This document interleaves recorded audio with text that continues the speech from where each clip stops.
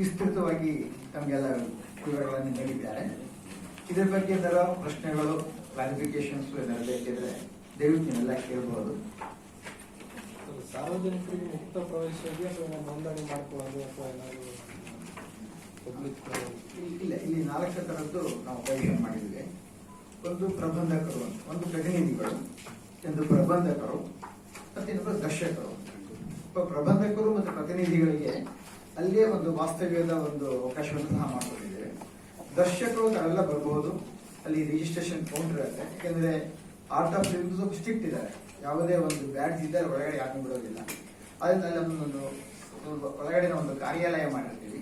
ಅಲ್ಲಿ ನಮ್ಮ ವಾಲಂಟಿಯರ್ಸ್ ಇರ್ತಾರೆ. ಅವರ ದರ್ಶಕರ ಪಾಸನ್ನು ತಮಗೆ ಕೊಡ್ತಾರೆ.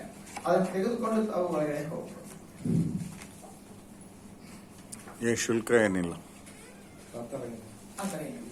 ದರ್ಶಕರಿಗೆ ₹100 ಮಾತ್ರ ಕೊಡಬೇಕು ಅಂತ ವಿಷಯ ಆಗ್ತಾ ಇದೆ.